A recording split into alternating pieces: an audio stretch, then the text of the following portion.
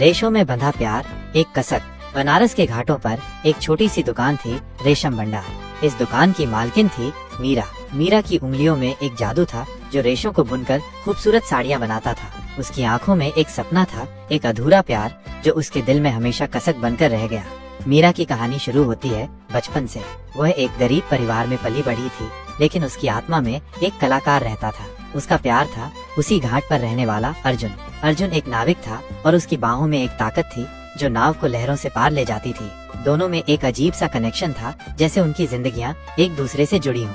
मीरा और अर्जुन का प्यार गंगा की लहरों की तरह था, कभी शांत कभी उफान मारता। वे घंटों साथ बैठते, एक दूसरे के सपनों में खोए रहते और अपने प्यार को दुनिया से छुपा कर रखते। मीरा अर्जुन के लिए रेशों से खास साड़ियाँ बुनती थी, जिन पर वो अपनी मोहब्बत के निशान उकेरती थी। अर्जुन मीरा के लिए घाट पर सबसे सुंदर फूल ले आता था और उन फूलों से मीरा के बालों को सजाता था। लेकिन उनकी कहानी में एक मोड़ तब आया जब अर्जुन को शहर जाकर पढ़ाई करने का मौका मिला। मीरा खुश थी, लेकिन उसके दिल में एक डर भी था। उसे लगता था कि अर्जुन दूर जाकर उसे भूल जाएगा। अर्जुन ने मीरा से वादा किया कि वो जल्द ही लौट कर आएगा और दोनों शादी करेंगे। मीरा ने अर्जुन को उसकी पसंदीदा नीली रेशमी शाल भेंट की, जिसे मीरा ने खुद बुना था। अर्जुन शहर चला गया और मीरा बनारस में ही रह गई। दोनों ने एक दूसरे को खत लिखे, अपने प्यार और अपने सपनों को बांटा। लेकिन समय बीतने के साथ दोनों के बीच दूरियां बढ़ने लगी। अर्जुन शहर की चकाचौंध में खो गया और मीरा बनारस की सादगी में सिमट गई। शहर में अर्जुन की मुलाकात अंजलि से हुई, जो एक कॉलेज में उसकी सहपाठी थी। अंजलि मॉडर्न और आत्मविश्वासी थी और अर्जुन धीरे धीरे उसकी ओर आकर्षित होने लगा। एक दिन मीरा को अर्जुन का एक खत मिला। उसने लिखा था कि वो अब कभी नहीं लौट सकेगा और उसने मीरा से माफी मांगी थी। उसने ये भी लिखा था कि वो अब अंजलि से प्यार करता है और उससे शादी करना चाहता है। मीरा टूट गई, उसका दिल टुकड़ों में बिखर गया। उसने अर्जुन के सभी खतों को गंगा में बहा दिया और अपने प्यार को अपने दिल में दफन कर दिया। उसने उस नीली शाल को भी एक संदूक में बंद कर दिया जो अर्जुन ने उसे दिया था। कई साल बीत गए। मीरा ने कभी शादी नहीं की। वो अपनी दुकान में खोई रहती और अपनी साड़ियों में अपने दर्द को बयां करती। उसकी साड़ियाँ दुख और उदासी से भरी होती थी, लेकिन उनमें एक अजीब सी कशिश थी जो लोगों के दिलों को छू जाती थी। उसने अपनी साड़ियों में अर्जुन के नाम के अक्षर भी बुनने शुरू कर दिए, एक गुप्त संदेश की तरह जो सिर्फ वही समझ सकती थी।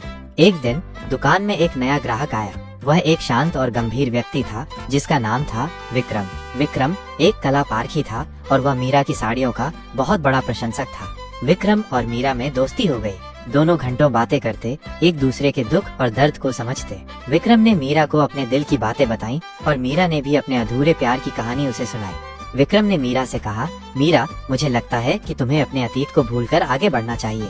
तुम्हारे अंदर एक बहुत बड़ी प्रतिभा है और तुम्हें उसे दुनिया के साथ बांटना चाहिए। मीरा ने विक्रम की बातें सुनी और उसने अपने दिल पर सोचा। उसे लगा कि विक्रम सही कह रहा है। उसे अपने अतीत को भूलकर एक नई शुरुआत करनी चाहिए। मीरा ने अपनी साड़ियों की एक प्रदर्शनी लगाई।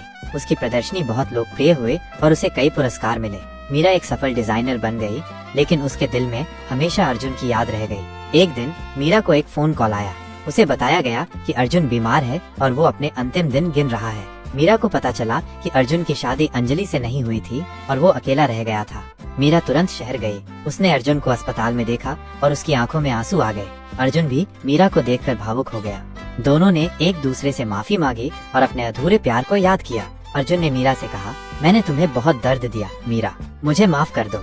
मीरा ने अर्जुन का हाथ थामा और कहा, नहीं अर्जुन, तुमने मुझे प्यार करना सिखाया और मैं तुम्हें कभी नहीं भूलूंगी।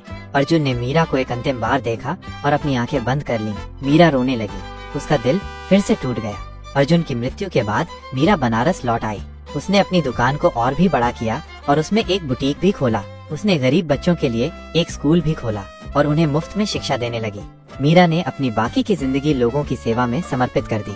उसने अपने अधूरे प्यार को एक प्रेरणा बनाया और अपने दर्द को दूसरों की खुशी में बदल दिया। उसने कभी शादी नहीं की और अर्जुन की याद को अपने दिल में संजो कर रखा। उसकी साड़ियों में आज भी अर्जुन के नाम के अक्षर गुंथे हुए हैं, एक अनकही मोहब्बत की निशानी की तरह। यह कहानी हमें सिखाती है कि प्यार अनमोल है और हमें इसे कभी नहीं खोना चाहिए। हमें अपने अतीत को भूलकर आगे बढ़ना चाहिए और अपने दर्द को दूसरों की सेवा में बदल देना चाहिए, क्योंकि जीवन में सबसे बड़ी खुशी दूसरों की मदद करने में है और प्यार ही जीवन है। और कभी कभी कुछ प्यार अधूरे रहकर भी एक दास्तां बन जाते हैं, एक कसक की तरह जो हमेशा दिल में गूंजती रहती है।